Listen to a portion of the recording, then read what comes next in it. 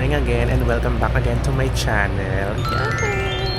Currently, andito ulit tayo ngayon sa Ninoy Aquino International Airport and we're going to Bali, Indonesia. Punta ngayon tayo sa Indonesia as a solo traveler. It's currently 12:53 a.m. and our flight going to Bali is around 3 a.m. pa, 3:45 a.m. So kakatapos ko lang ngayon sa immigration and then my immigration process ngayon medyo marami nang tinanong sa akin like mga four question and then since nag-change ako ng company hinanapan ako ng COE. So sa mga Filipino traveler, ano ba yung mga requirements para makapunta ng Bali, Indonesia?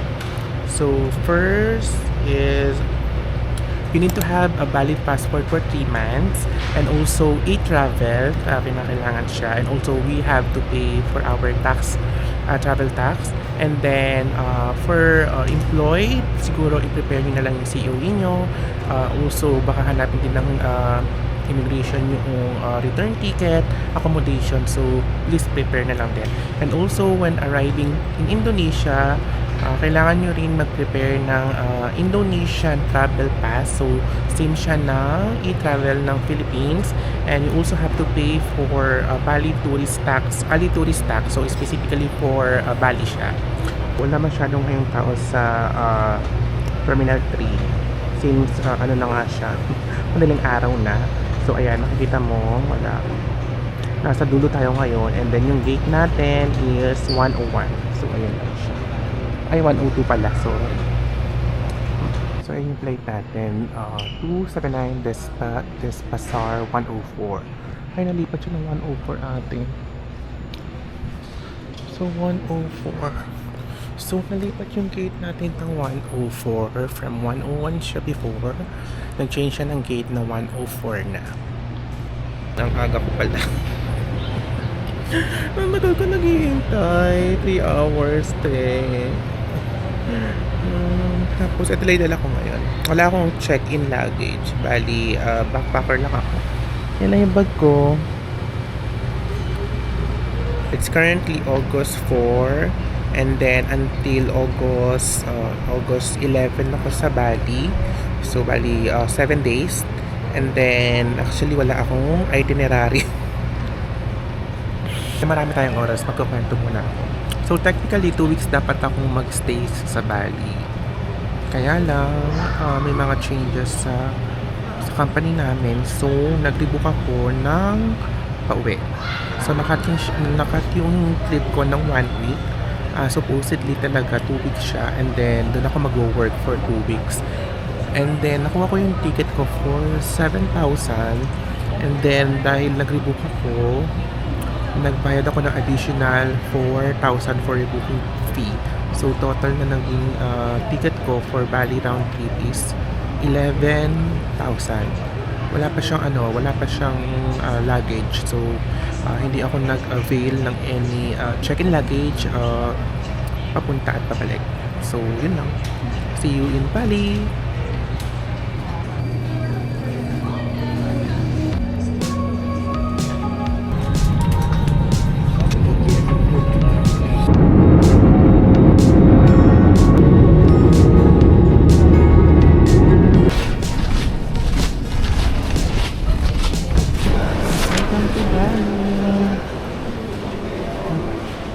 Welcome to Bali! Yes, touchdown! So next, pupunta na tayo sa immigration. But before that, welcome to Bali! Yes, finally! Finally, touchdown, Bali, Indonesia. So, ayan. So, next step, punta na tayo sa immigration. So, yun siya. Marami kong kasabay. Puno yung plane, and then syempre susundan lang natin yung flow ng tao kung saan sila pupunta. So yan yung airport ng Bali. Di ba ang galing ng airport nila? Malinis, tapos maliwalas, ang daming pa-effect. Ang daming tao ngayon in fairness. So dito sa immigration may visa on arrival, BOA, tapos e-visa. Doon tayo sa ASEAN passport holder. So, Filipino traveler here in Indonesia, hindi na natin kailangan ng visa. Sa ASEAN passport holder ka. Diretso na tayo sa e-gate.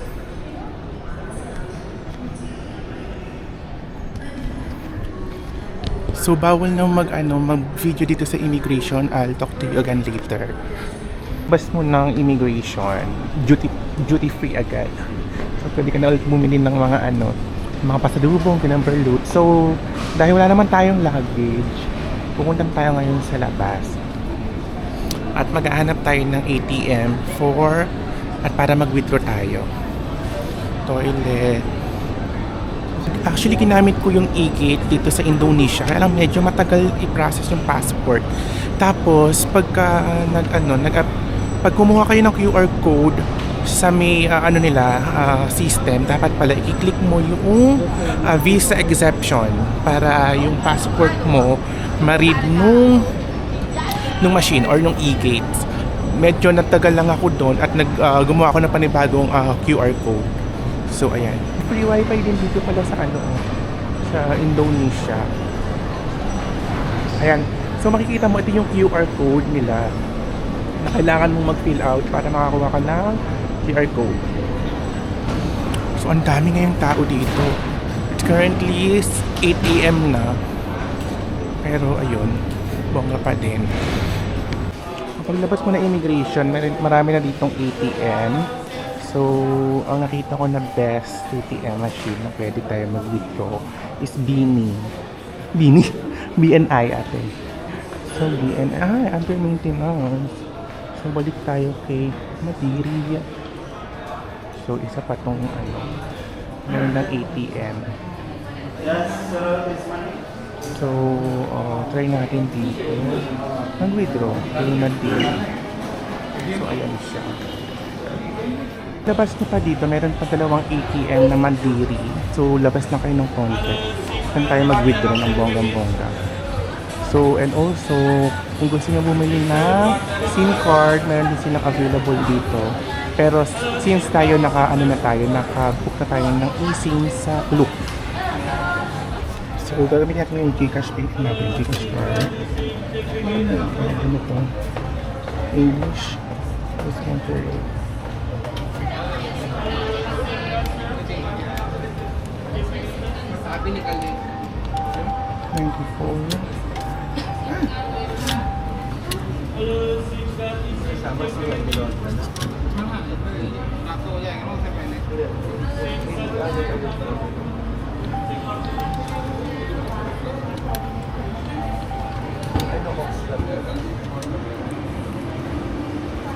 Yun, kaya siya. Savings, withdrawal. Ano ito? Enter withdrawal denomination. Much yung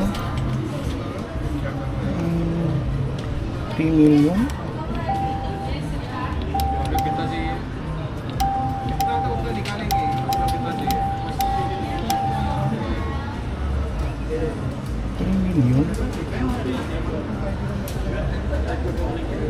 So 3 million yung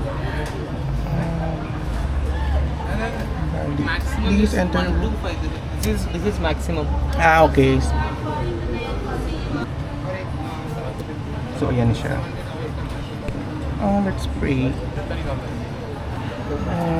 From ako.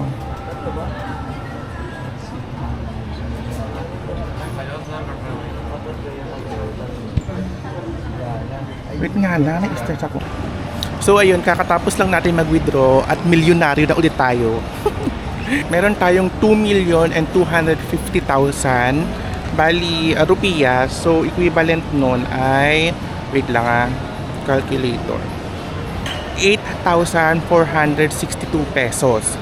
Pero ang na-deduct sa GCash ko ay, wait lang. 6,000 ang pera ko. Na-deduct is 4,427. Wait nga lang. 4,427. 4,427. 4,427. 4427 multiply by 2. So, 88. Bali, ang nadidak sa Gcash ko, it is 8,854. Minus natin yung nabawas. So, may charge siya na 400 pesos. So, ayun, medyo maano na din siya, mababa. Kaya kung magwi-withdraw kayo dito sa Indonesia, punta kayo sa Maribac. Okay? So, ayan, dami pang pera. Naglalagay ko lang sa pagkote. Dito marami na rin siyang bilihin. Ayan, may Grab. Meron na din dito. See? Lagi ko lang yung pera ko sa bag. Baka ma-jolt up tayo dito. And dito may Starbucks na rin dito. Pwede na kayo mag-breakfast. Tapos may Johnny Rockets also. Burger. Iniisip ko kung magbe-breakfast na ba ako dito or sa Ubud na. Iniisip ko kung ano na ako dito, magbe-breakfast or sa Ubud na. Hindi pa ako makapili. So, ito yung exit ng Bali. Ay, perfect. Diba? Actually, yung mode of transportation dito, pwede kayong mag-book ng transfer sa Klook. Tapos, meron silang Gojek. Parang Grab. So, Gojek saka Grab. Tapos, meron din silang parang Angkas as well. Tapos, ayun yung booth ng Klook. So, i-check ko lang. Wait lang. Hindi ako nakabati site eh. Maaga pa naman. So, mag-breakfast na kaya ako. I'm not sure kung magbe-breakfast na ako. So, dito tayo ngayon sa famous charot. Di ko alam kung tawag dyan. So, dito, paglabas mo, marami nag-iintay kung ano yung may mga binook kayong service going to the main city. Pero dito, magpipicture na tayo, no? So, welcome back. After 2 hours ng travel from airport, andito na ngayon tayo sa Ubud. So, ayun na, tingnan nyo yung Ubud Center. Nasa Ubud, tayo ngayon? Ubud Center. Ayan siya. Bongga, diba? So, may aso. Paano yan? Hahanap tayo ngayon ng kakainan. So, hindi ko alam kung saan tayo pupunta. Maghahanap tayo ng kakainan kasi hindi pa tayo the breakfast and magla-lunch niya. And then, iniwanan ko lang yung luggage ko dun sa may hostel kasi hindi pa daw ready yung room. So, I'll be staying here sa Ubud for 1 night and then, na-transfer tayo sa Changi tomorrow. So, hanap lang tayo ng makakainan. Hello. Medyo siya, yung Ubud medyo laid back yung atake niya. Medyo chill. Actually, wala akong itinerary today. Sobrang chill lang natin today. And actually, nabuko pala yung hostel ko for 1 night, mga around 600 pesos.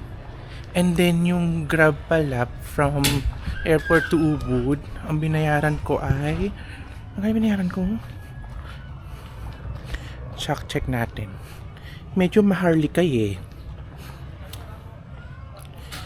Ano ba? How much ang ating 449,000 rupiah. 449,000. 1.5 ati pala. 1.5 yung Grab ko from airport to Ubud. Napakamahal. So, yung street ng Ubud daw. Look. Diba? Very lang siya. Very relax. And so far, wala pa ako nakikita ng restaurant. Ano tayo kakain? Coffee shop ito. May coffee shop here. Ayoko ng kape.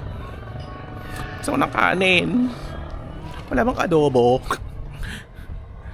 Parang ako lang tao dito. Ang saya.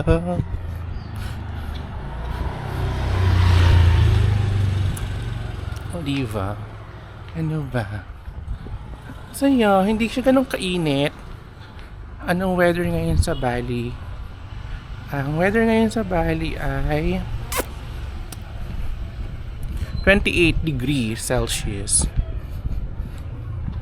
So, yung mga atake ganyan yung mga entrance nila. Giving.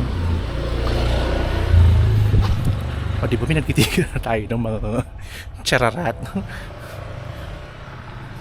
Wala akong makitang kainan. Or makakain. Charlie. Kain tayo sa pizza restaurant. Pizza Kata Kosa. So, umorder lang tayo ng chicken with veggies and then matcha latte. So, ito yung breakfast natin slash lunch. So, brunch na siya. Try natin siya kung masarap ba ang bongga-bongga.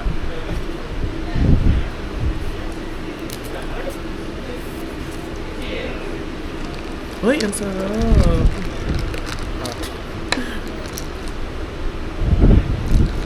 Ang sarap!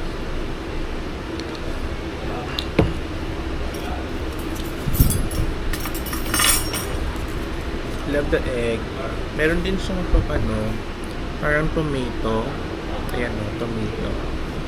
Tapos, egg and chicken. Hindi pala ako mag-order.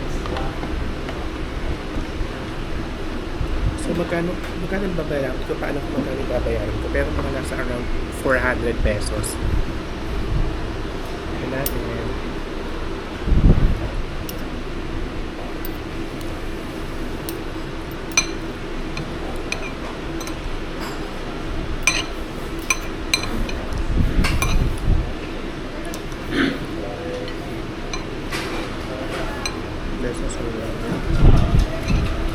Cheers!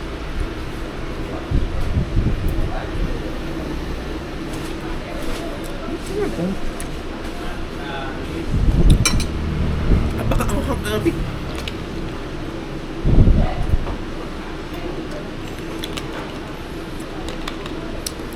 Naang-ahang.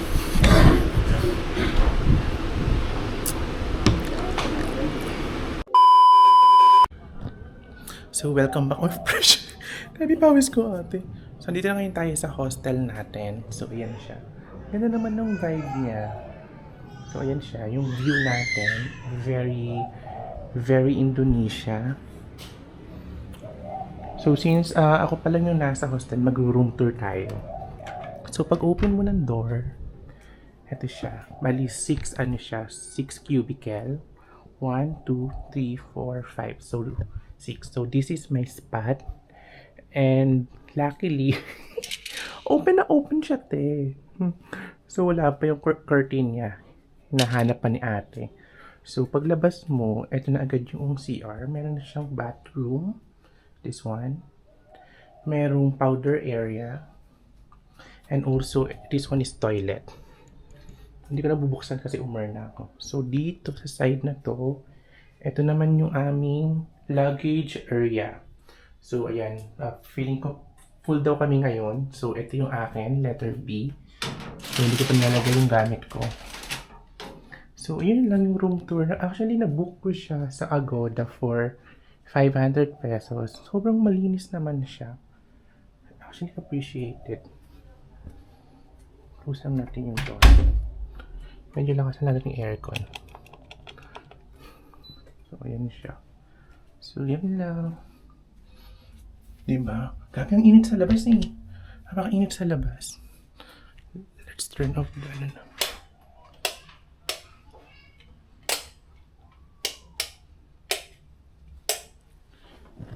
Ayan, kinakabit na ni ate yung yung curtain.